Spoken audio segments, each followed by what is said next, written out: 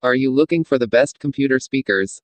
In this video, we will look at some of the best computer speakers on the market. Before we get started with our video, we have included links in the description, so make sure you check those out to see which one is in your budget range. Number 4. For basic audio, cheap isn't always bad. A pair of $25 computer speakers can provide decent playback. Take the Creative Pebble, our current top pick for budget speakers, which comes in at $20 and can stand toe-to-toe with some models twice its cost. But cheap speakers have physical limitations. You generally can't create the same sound as more expensive alternatives with less expensive materials and a smaller footprint. As you go up in price and size, you should expect a richer audio experience. And the Edifier R1280T, which sits at the high end of the budget price spectrum at $100, largely delivers that. These 42W bookshelf speakers aren't computer speakers by design. They connect to each another with typical speaker wires and require an RCA to 3.5mm cable to plug them into a PC. One is included in the box. Down the road, you can connect these to a compatible receiver as part of a broader audio setup, if you so choose. But you don't need anything beyond these speakers, since they have a preamplifier built in. You can pull the R1280T right out of the box, plug it into your PC in an outlet, and immediately hear the benefit of using speakers 4 times the size of the Creative Pebble. Bass is strong and smooth on these at higher volumes, something smaller speakers can't pull off, and these speakers can go loud. The R1280T easily fills a bedroom at moderate loud volume and can still push further. They're not immune to distortion. If you like to blast your music or you've got a penchant for small house parties, these won't be up to the task. But as computer speakers positioned within 2 or 3 feet of you, you can crank them up pretty high without issue. As for the quality of the audio through these speakers, everything gets a fuller, warm finish, including voices and video calls. On default settings, the balance between the lows, mids, and highs isn't as even as I prefer. The bass slightly overwhelms the mids and highs. In songs with a lot going on, not every element comes through crisply. Fortunately, you can adjust the treble and bass separately with the 2 adjustable knobs on the side of the right speaker. With some fiddling, I was able to bring the mids and highs more to the foreground without compromising those pleasing lows. Performance for the R1280T also depends on where the speakers are placed at your desk. For the best experience, you want them at ear level. When they're below that, which can happen when you put them directly on the desk, sound coming out of them becomes hollow and thin. It can take a little bit of thought to figure out where they should go, however. They take up a fair amount of room, with each speaker measuring 5.8 W by 9.2 H by 7.7 D inches, and they're also weighty. I ended up positioning them behind my monitor, stacked on old books so they cleared the top of the screen. You can opt instead for a set of speaker stands for a cleaner, tidier look, but the books gave me more control over the exact height. Number 3. SteelSeries seems to be a brand turning its hand to basically anything when it comes to gaming peripherals and accessories. They already make an assortment of brilliant keyboards, mice, and headsets, so where's the next logical progression from there? I know, gaming speakers. Yes, you haven't read that description incorrectly, gaming speakers. They exist. And these aren't just crummy, small desktop units that have the energy and power of a wet flannel. The SteelSeries Arena 7 sound brilliant, I must say, although when you read into them further and find there's a $300 per £300 asking price attached to them, things begin to make sense. But more on sound quality a little later on. The Arena 7 is actually the middle child in the brand's all-new Arena lineup of speakers. At the bottom end comes the Arena 3, which gives you the 2 main desktop units I have here. Upgrading to the Arena 7 adds a 6.5-inch subwoofer for extra rumble and low-end goodness. And finally, spending £550 per $550 brings the powers of 5.1-channel audio to PC gaming by adding rear and central speakers to the party. Of course, separate units are likely to provide better immersion than a single soundbar or set of speakers, but the real question is whether a set of gaming speakers is actually any good. Well, given that all-important prefix of gaming, attached to a set of speakers, it would be easy to assume that SteelSeries had cranked up the bass and left these to sound like a muddy mess. I'm pleased to report that most certainly isn't the case. The Arena 7 sounds rather good indeed, with a precise and detailed sound with excellent clarity to boot. It handled pretty much everything I chucked at it with ease, be it the smooth bass and synth combo of Genesis It's Gonna Get Better, or the light, emotive tones of James Taylor's Lighthouse. A lot of the credit for such brilliant audio comes down to the fact the Arena 7's 6.5-inch subwoofer offered marvelous extension and rumble that made bass-heavy tracks such as Yes Roundabout a sumptuous listen, as well as also making gunfights in Counter-Strike, yes, I play with bots, please don't leave angry comments, all that bit more immersive.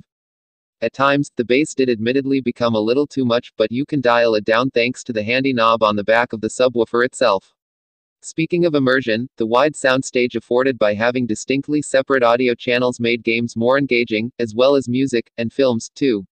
If you've got the space, the Arena the 7th of may well be a formidable home theater setup, too. Moving away from audio quality and into the Arena 7's feature set also reveals something equally rich, especially with regards to the ways in which you can use the speakers.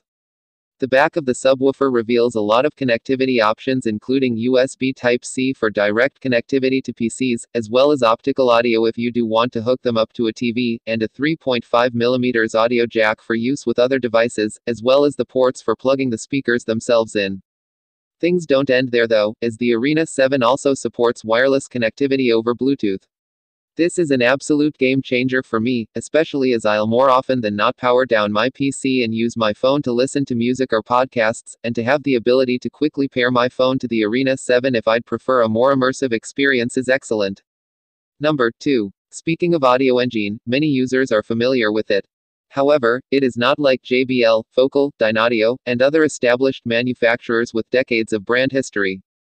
Yet, after Audio Engine founded its own professional audio company in 2006 and launched the first product, A5, this brand has more than 10 years have passed.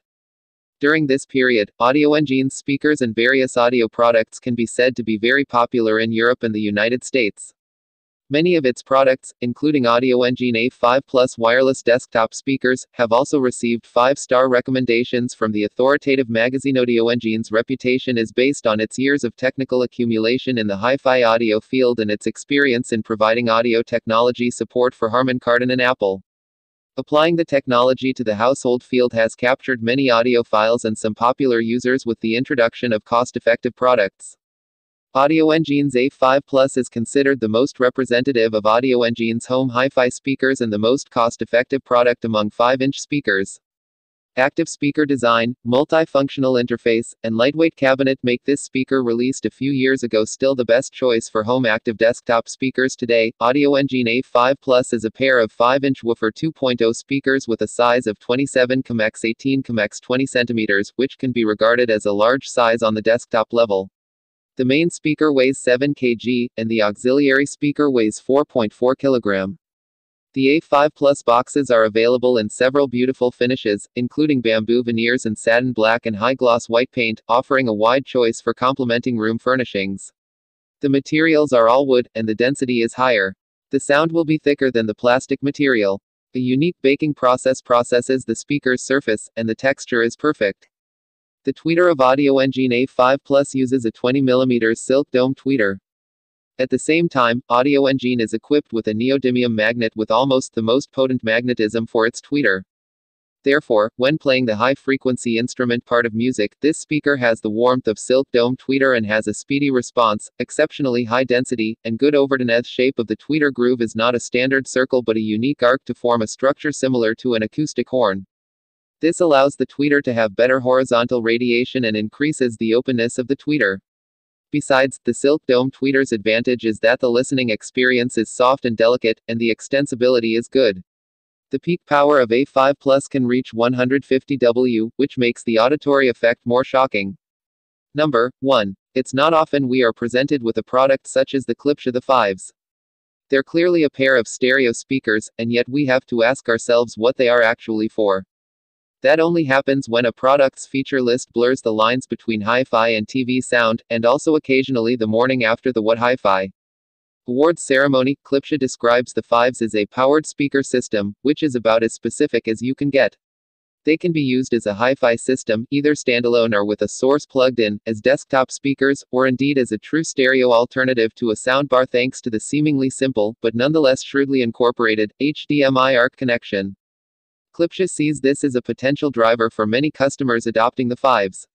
And, as a publication that generally favors stereo speakers as an alternative to a comparatively priced soundbar, in terms of basic audio performance for the money, at least, we don't see anything wrong with that concept. This isn't due to a lack of focus on Klipsche's part, but part of the forward movement of the company as a whole. The company is trying to expand its reach, rather than simply throwing what it can at their speakers to see what sticks. Fives represent a step towards what Klipsche describes as a more global sound. The American tuning with which the brand is so familiar remains, but some of the leanings of the European and Asian markets, typically favoring delicacy over sheer scale, have been deliberately addressed. What we hear is not exactly the final destination, and there isn't, we're told, a particular sound at which Klipsche would like to arrive. But anyone on our side of the Atlantic who might have written the brand off for its sonic presentation could afford the brand a keener ear in the future. An open mind is preferable when approaching the fives, as are some relatively deep pockets. At £839, $969, $1,599, they aren't going to be an impulse buy for many. That price tag places the fives in roughly the same realm as the Naim Muse So QB, Sonos Arc and KEFLSX. The fact that those are three entirely different products only highlights just what a versatile product you're getting for the money. Its rivals depend entirely on how you plan to use them. There isn't really a direct competitor. In short, the fives will connect to virtually anything. The HDMI ARC connection for TVs is joined by analog RCA, 3.5mm aux, digital optical and USB inputs. Bluetooth 5.0 is also present for simple wireless playback, while a subwoofer output allows for expansion.